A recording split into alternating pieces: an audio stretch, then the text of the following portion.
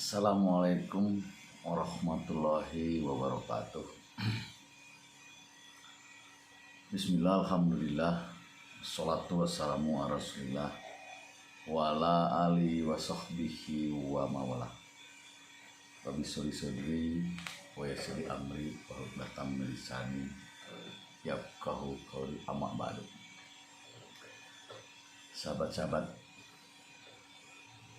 yang budiman, bulan suci Ramadan ini, ya, mudah-mudahan puasanya ini diterima oleh Allah Subhanahu wa taala, ya, dan diselamatkan, diberkahi semuanya, ya, oleh Allah Subhanahu wa taala di bulan suci Ramadan ini. Ya, sahabat-sahabat, kita jumpa lagi di channel Cara Adu, berbagi ilmu atau sharing. Ketika saya menyampaikan sesuatu sedikit agak bernuansa agama, bukan berarti saya mengerti agama, tapi ini sebuah pancingan agar para alim ulama berpendapat dan terjadilah sebuah komunikasi. Saya tidak alergi untuk dikritik, silakan saja, ya. Ini kan semuanya sedang mencari pembenaran. Definisi dalam sebuah arti bisa sama, tapi penafsiran berbeda-beda. Lihat perkembangan zaman, kan begitu. Ya, akhir-akhir ini banyak himbauan dari pemerintah tentang masalah dilarang mudik Lebaran ini untuk menjaga penyebaran COVID Corona. Ya, tentu saja pemerintah punya tujuan, ingin menyelamatkan bangsanya, ya, dengan sistem yang mereka para pemimpin ini gunakan. Saya mengutip sebuah ayat di dalam surat An-Nisa ayat 59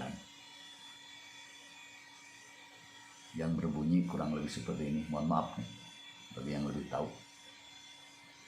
Atiullaha wa atiur rasul wa ulil amri minkum. Atiullaha wa atiur rasul wa ulil amri minkum. Taatilah Allah, taatilah Rasulullah, dan ulil amri minkum.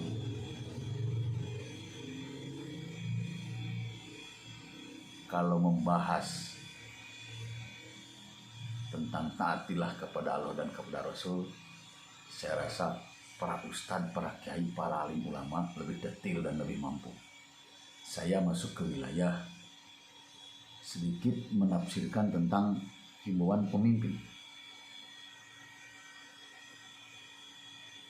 Saya di pemerintahan itu 15 tahun. Terakhir saya ketua DPRD. Ya. Coba saya kompilasi pengalaman saya selama di pemerintahan. Ya. Wa ulil amri minkum, mengikuti perintah para pemimpin, mengikuti pemimpin.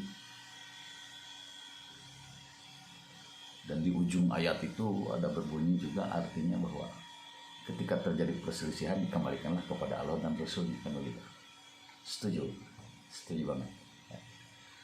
Nah, sekarang para pemimpin diartikan dengan alim ulama juga pemimpin, di sebuah lembaga juga pemimpin, di sebuah tempat juga pemimpin, di sebuah komunitas juga pemimpin, di rumah tangga juga ada pemimpin, di dalam sendiri juga ada kalbu yang memimpin, artinya ada pemimpin. Di saat berdua juga antara suami dan istri ada pemimpin, ada suami. Di saat bertiga ada kan perintah Allah juga di situ. Ya, dipilih salah satu dari bertiga, itu juga diciptakan pemimpin. Apalagi banyak, apalagi bangsa ini ratusan juta penduduk, pasti ada pemimpin. Cuma pemimpinnya dibagi-bagi. Ada pemimpin tingkat tingkat diri, tingkat keluarga, tingkat RT, tingkat RW, tingkat kelurahan, tingkat kecamatan, tingkat kota, tingkat kabupaten, ya, tingkat masjid kecil, tingkat masjid agak gede, tingkat masjid besar, tingkat masjid paling besar. Jadi pemimpin mana yang harus kita ikuti?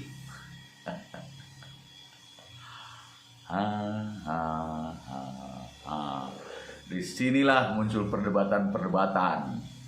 Ya, saya kan ngikuti saya ngikuti terjadilah bentrok. Kenapa harus pusing? Kenapa harus pusing? Kita tanyakan di Indonesia ini siapa pemimpin tertinggi? Pemimpin tertinggi di Indonesia adalah presiden.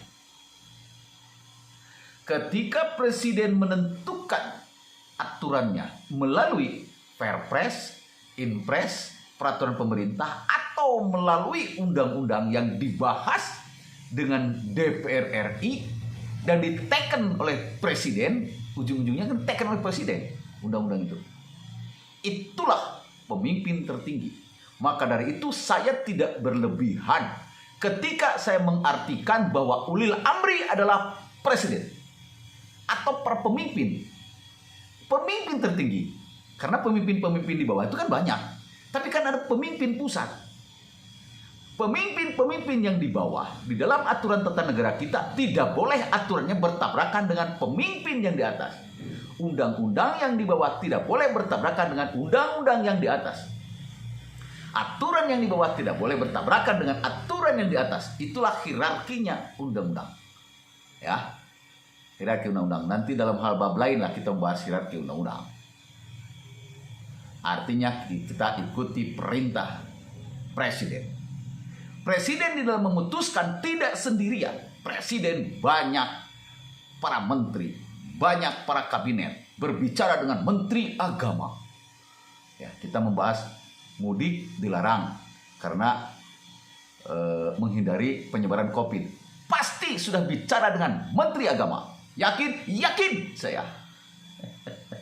Itulah tata negara kita. Jadi presiden dibantu oleh para pembantunya di kabinet. Banyak di kabinet itu. Berbicara menentukan untuk kembali atau tidak kembali, tidak mudik di saat lebaran, di saat COVID Corona ini, beliau presiden sudah berbicara dengan semua unsur, dengan Pak Kapolri, dengan Pak Kejagung, dengan Mahkamah Agung, dengan menteri yang terlibat, ya, terutama menteri agama, semua menteri-menteri pasti dikumpulkan dan diputuskanlah bahwa mudik sekarang tidak boleh terjadi karena masih dianggap atau masih ada COVID Corona. Teknisnya buat kita adalah ikuti semua aturan pemerintah. Ya, selama pemerintah juga tidak bertentangan dengan aturan Allah, aturan Rasul. Karena urusan dunia, urusan manusia. Ya. Urusan pemerintah, silakan kita ikuti pemerintah. Kembali lagi, atiullaha wa atiur rasul wa ulil amri minkum. Taat kepada Allah, taat kepada Rasul, dan taat kepada para pemimpin. Itu sahabat-sahabat, mohon maaf. Saya juga ingin coba menafsirkan saja sebenarnya. Saya masih golongan manusia biasa. Ya, saya dulu naik haji tahun 2016. Nantilah bab haji kita bahas, ya. Mohon maaf barangkali ada hal yang kurang berkenan dari saya. Benarnya dari Quran dan hadis, salahnya dari Ahmad Gunawan. Saya manusia biasa, tak ada gading yang tak retak, tak ada mawar yang tak berduri. Ikan sepat, ikan gabus, lebih cepat, lebih bagus. Benarnya dari Quran dan hadis, salahnya dari Ahmad Gunawan. Sekali lagi, wassalamualaikum warahmatullahi wabarakatuh. Tetap protokol kesehatan, jaga jarak,